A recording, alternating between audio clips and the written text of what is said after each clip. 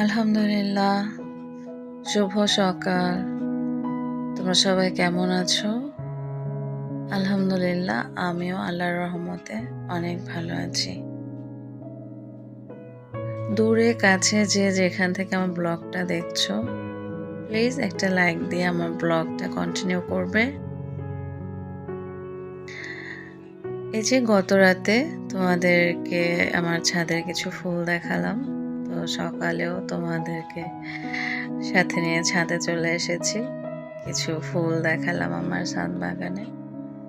সকালে আজকে ব্রেকফাস্টে নিয়েছিলাম এগ চিজ স্যান্ডউইচ আর সাথে একটু কফি। ওর বাবা 2-3টা দেশি মুরগি নিয়ে এসেছে, তো এখন কফি শেষ করে ওগুলো বাছতে যাব।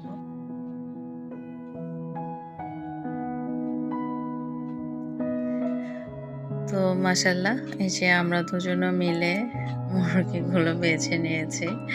আর এরকমই বরাবরই মাশাআল্লাহ আমার হাজব্যান্ড এরকম হাঁস মুরগি যাই আনুক, আমরা দুজনে মিলেই একসাথে বাছি। তো মুরগিগুলো কেটে বেছে ধুয়ে আমি এখানে চলে আসছি মিড মর্নিংয়ে একটু ফল কাটতে।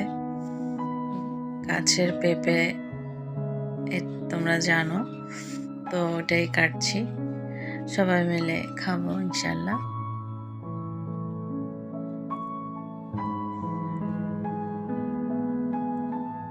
খুবই মিষ্টি ছিল পেঁপেগুলো, আসলে মানে অনেক মিষ্টি। বরাবর সবসময় হয় না, তো এবার আবার গাছের পেঁপেগুলো সত্যি অনেক ভালো।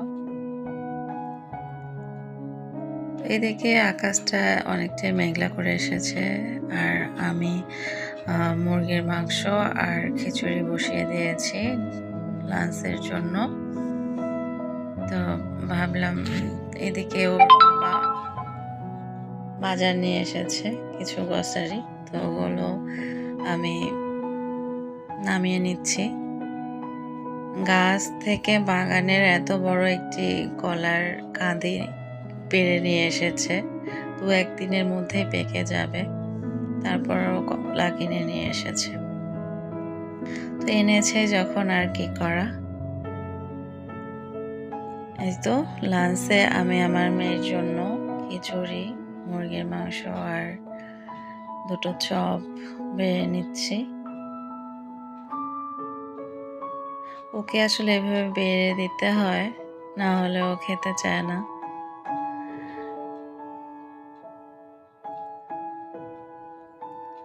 তো আলহামদুলিল্লাহ, লাঞ্চ শেষ করে আমরা একটু অটোতে করে ঘুরতে বেরিয়েছিলাম বিকালবেলা। আমি, আমার মেয়ে, আমার বড় জায়ের বোন ও তার 2 সন্তান ঘুরতে বেরিয়েছিলাম বাংলাদেশের একদম শেষ প্রান্ত। রাস্তায় একটু ঝিরঝিরি বৃষ্টি হয়েছে, রাস্তা ভিজে গেছে, খুব হাওয়া দিচ্ছিল। কি বলবো আপনাদের, গ্রামের প্রকৃতি, এই সবুজ বৃষ্টি আসলে মানে মনে হয় যে হৃদয়টাকে পুরো ধুয়ে দিয়ে যাচ্ছে। আলহামদুলিল্লাহ, দিনটা অনেক উপভোগ করেছি।